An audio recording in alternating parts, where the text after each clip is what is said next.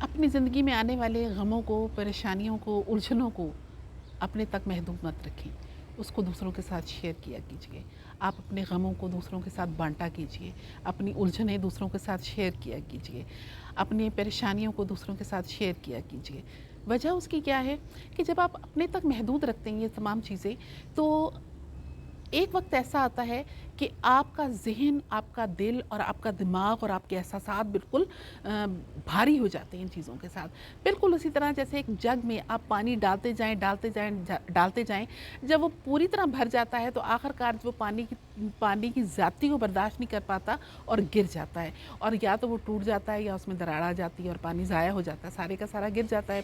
बिल्कुल इसी तरह अगर इंसान के दिलो दिमाग पर हर वक़्त बहुत सारी परेशानियाँ, उलझनें और गम आते रहें और वो उन्हें अपने तक रखें, तो उसका उसका हाल भी उस जग जैसा ही होता है कि वो एक ना एक दिन गिर जाता है और टूट जाता है। लिहाजा अपनी परेशानियों को, अपने गमों को, अपनी उलझनों को बाँटते रहें दूसरों के साथ। इसका एक फ़ायदा तो ये होता है कि आप गम बाँटने से, परेशानियाँ बाँटने से, उलझनें बाँटने से आपके गम और परेशानियों में काफ़ी हद तक कमी आ जाती है। और दूसरा इसका फ़ायदा ये होता है कि जिसके साथ आप बाँट रहे होते हैं, उसकी बहुत सी उलझनें और परेशानियाँ भी दूर हो जाती हैं।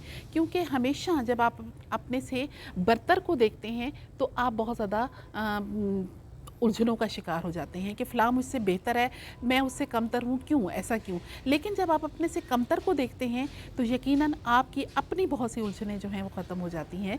तो इस तरह से गम और परेशानियाँ और उलझनें बाँटने से ना सिर्फ़ ये कि आपका अपना फ़ायदा होता है, बल्कि सुनने वाले का भी फ़ायदा होता है। लेकिन ये बात ज़हन में रखिएगा कि अपनी परेशानियाँ, उलझनें और गम जो हैं वो हर किसी से मत बाँटें, लेकिन ज़्यादातर लोगों से शेयर ज़रूर किया कीजिए।